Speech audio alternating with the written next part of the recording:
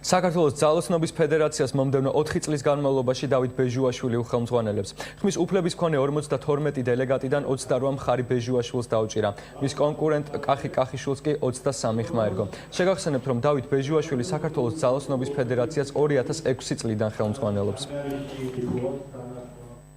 Dabuli var, მასე ვთქვათ, ეს გამარჯვება კახისაც გაეხარდა ისევ როგორც მე.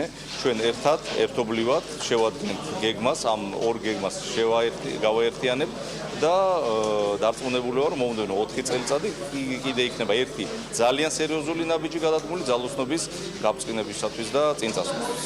ის პრიორიტეტები, ის მიზნები, რაც დავსახე წინასაარჩევნოდ, აუცილებლად უნდა განხორციელდეს ეტაპობრივ, ნაბიჯით. აუცილებლად ის თანხები, რაც შემოდის ფედერაციაში, განკონტროლდეს თავიდან ბოლომდე და მე ვიქნები ის ერთი ჯარისკაცი, რომელიც